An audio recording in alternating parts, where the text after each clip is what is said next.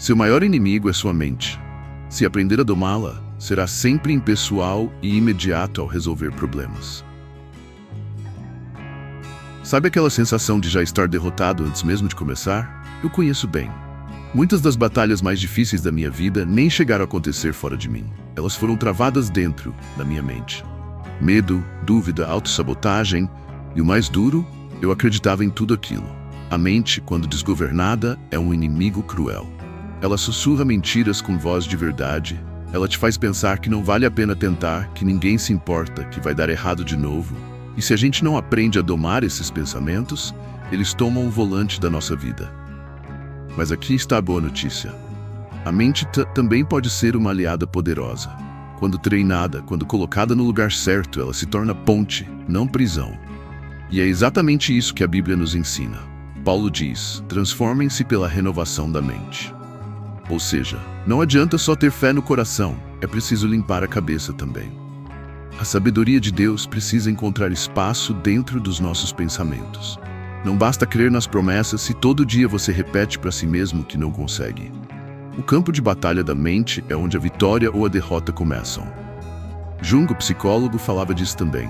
Ele dizia que quando a gente rejeita partes de nós mesmos, quando não olha para nossas dores, nossos medos, nossa sombra, a mente dá um jeito de nos sabotar. Aí vem aquela voz interna: você não é capaz, você vai falhar. E a gente acredita, porque não aprendeu a reconhecer que pensamento não é verdade, é só pensamento. Os filósofos estoicos já sabiam disso há séculos. Epicteto dizia: o que nos perturba não são os fatos, mas a maneira como os interpretamos. É isso. O mundo não é tão perigoso quanto a nossa mente quer nos fazer crer. O problema quase sempre está em como você enxerga, não no que está diante dos seus olhos. Dominar a mente é isso. É dar um passo para trás, observar, respirar fundo e dizer: essa voz não manda em mim. É abrir espaço para escutar outra voz. A voz da fé, a voz da verdade, a voz de Deus. Se você aprender a fazer isso, meu irmão, minha irmã, não importa o problema. Você vai conseguir enxergar com clareza, reagir com calma e vencer com sabedoria. Tem horas em que a vida não está contra você. É a sua mente que está. E o mais cruel? É você mesmo quem constrói as armadilhas. Sabe aquela voz que diz: não vai dar certo? Que repete: você não é bom o bastante? Que insiste que todo mundo vai te abandonar? Então essa voz não é o mundo te dizendo isso. É a sua mente repetindo histórias antigas que você aprendeu a acreditar. Esses são os sabotadores internos. Eles nascem devagar, às vezes lá na infância, num trauma, numa rejeição, numa crítica que doeu demais. E vão ficando ali escondidos, operando no fundo da mente. A gente cresce, mas eles continuam sussurrando. E pior, a gente acredita. Você quer tentar algo novo, mas a mente já vem com freio. Você quer perdoar, mas ela diz: não seja bobo. Você quer falar, mas ela grita: você vai se arrepender. E de tanto ouvir, você paralisa. Não porque não pode, mas porque foi programado para acreditar que não pode. Mas deixa eu te contar uma coisa. Pensamento não é sentença. Pensamento é só pensamento. Você não precisa aceitar tudo que passa pela sua cabeça como verdade. A Bíblia diz: leve cativo todo pensamento à obediência de Cristo. Ou seja, não deixe sua mente andar solta. Filtra, questiona, confronta, porque tem muita mentira na sua cabeça que está travando as promessas de Deus para a sua vida. Jung falava disso também. Ele dizia que esses sabotadores são como pedaços da sombra, partes da gente que não olhamos com carinho e que agora nos boicotam. Mas quando a gente os reconhece, a gente os enfraquece. A cura começa quando você chama pelo nome aquilo que te trava. E os estoicos, eles já diziam há séculos: domine o que está sob seu controle. E o primeiro território a dominar é a mente. Então, se hoje você está preso em pensamentos repetitivos, em ciclos de dúvida, culpa, autocrítica, pare, respira, olha para dentro e diz: chega, isso aqui não me define mais. Porque o único sabotador que tem poder sobre você é aquele que você ainda não identificou. Depois que você o enxerga, ele já não manda mais. Sabe o que faz muitos problemas parecerem maiores do que realmente são? A forma como a gente leva tudo pro lado pessoal. Você recebe uma crítica, já pensa que é um ataque. Algo dá errado, já sente que é contra você. Alguém se afasta e você cria 1000 teorias na cabeça sobre rejeição, abandono, desvalorização. Mas, e se nada disso for sobre você? Às vezes o problema é só um problema. Um evento, uma falha, um erro que precisa ser resolvido, e não uma ameaça à sua identidade. Só que a mente, quando está desgovernada, transforma qualquer pedra no caminho num ataque direto ao nosso ego. E aí tudo vira drama, tudo vira dor, tudo vira pessoal. Dominar a mente também é isso. Aprender a enxergar o problema com clareza, sem colocar o próprio nome no meio. Você não precisa ser o protagonista do conflito. Às vezes você só precisa ser a pessoa que resolve. Jesus nos mostrou isso. Diante de tanta injustiça, traição, humilhação. Ele não ficou se defendendo. Ele não perdeu tempo com por que estão fazendo isso comigo. Ele sabia quem ele era. E não precisava provar nada para ninguém. Foi impessoal nas reações, mas pessoal no amor. E isso fez toda a diferença. A psicologia de Jung também nos ensina que o ego ferido tenta proteger a própria imagem o tempo todo.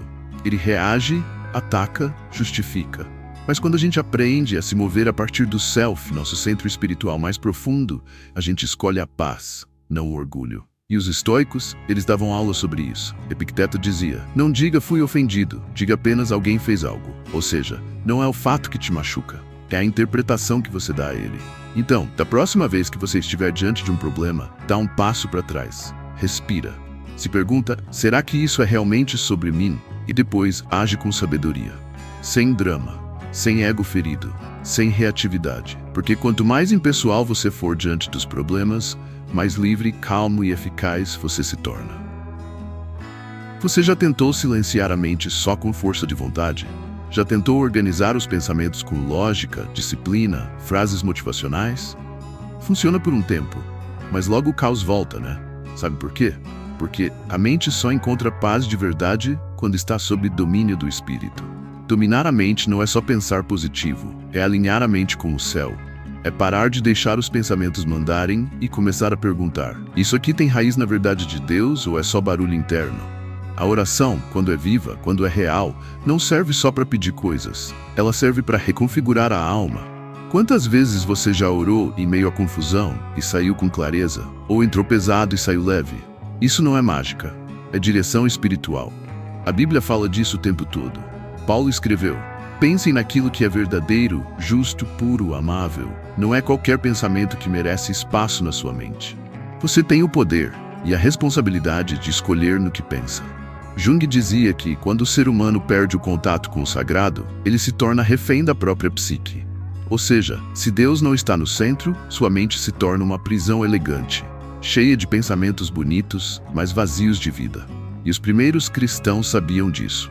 Eles praticavam o silêncio, a meditação nas escrituras, a oração contínua. Não como rotina fria, mas como treinamento da atenção, do foco, da mente.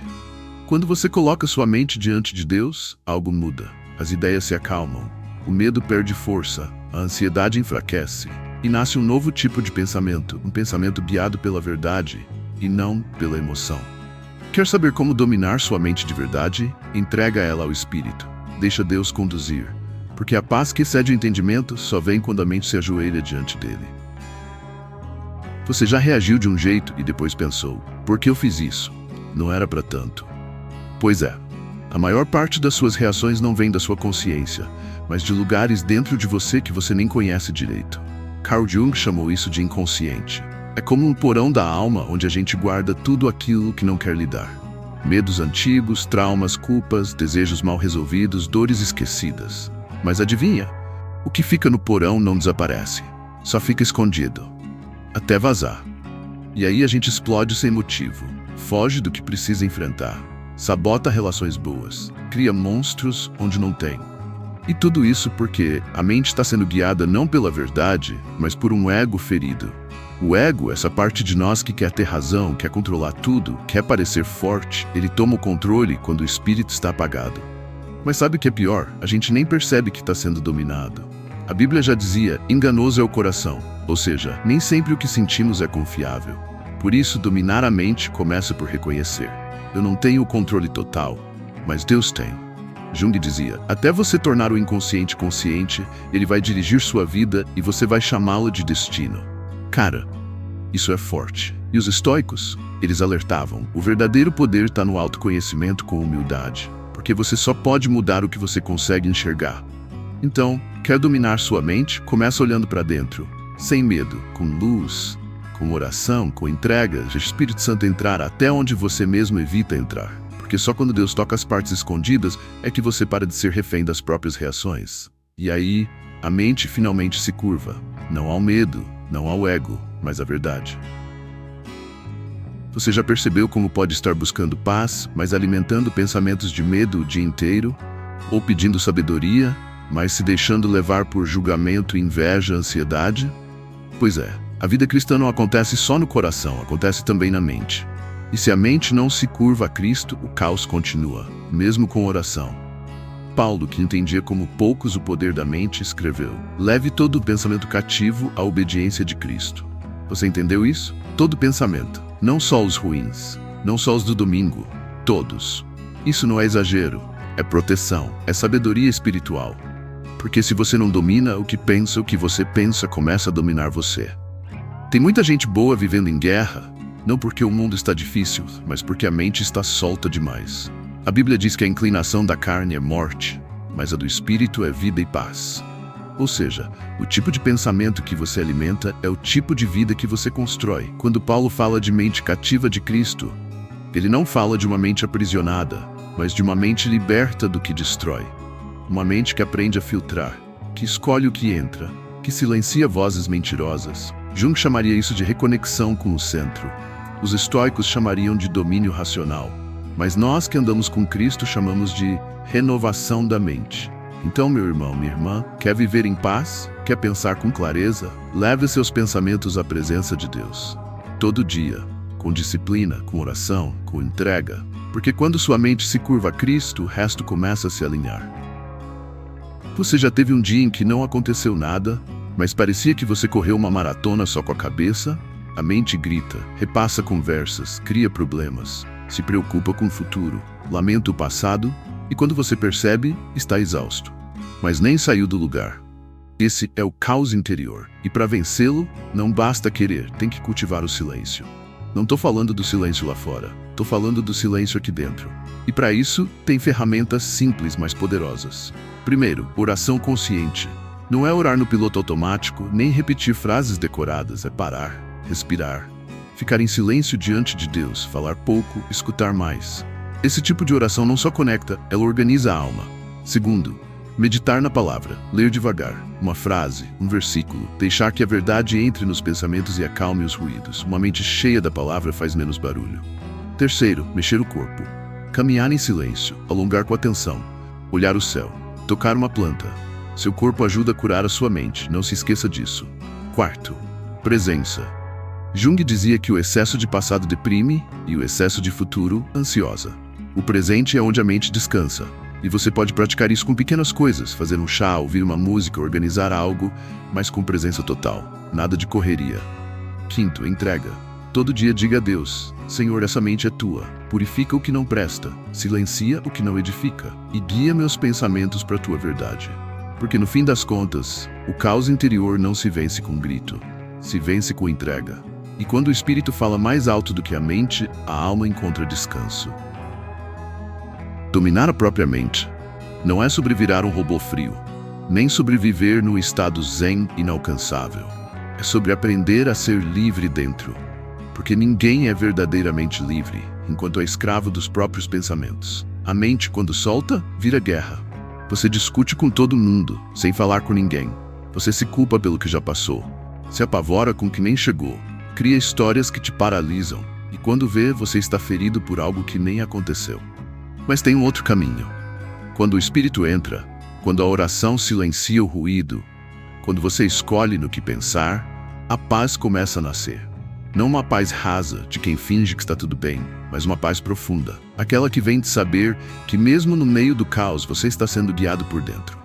Jesus nos mostrou isso. Ele andou no meio da confusão, da traição, da dor, mas sua mente estava ancorada no Pai.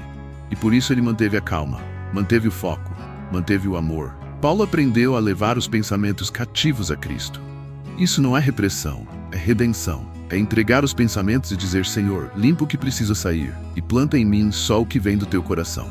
Dominar a mente é um processo, mas é um processo sagrado. Cada pensamento curado é uma parte da alma sendo reconstruída. Cada silêncio conquistado é um espaço aberto para Deus falar. Como vimos neste vídeo, as batalhas mais complexas de nossas vidas são travadas em silêncio, dentro de nossas mentes, e na maioria das vezes, sequer chegam a se materializar no mundo real. Daí a importância de nos mantermos sãos, com os pés no chão e discernimento afiado. Nossa mente é um instrumento tão poderoso que pode facilmente ser atacada pelo inimigo para nos destruir. Em contrapartida, quando estamos em santidade, portando conosco o Espírito Santo, ela se torna blindada, inviolável e totalmente a serviço da vontade de Deus. E este é o maior segredo da paz interior, da tranquilidade em qualquer situação. Gostou deste vídeo? Ele te tocou de alguma forma? Que tal compartilhá-lo com alguém importante para você? Seu like também nos ajuda muito a chegarmos a mais pessoas. Certifique-se de que está inscrito e compartilhe sua opinião nos comentários. Muito obrigado por chegar até aqui e que Deus te abençoe hoje e sempre.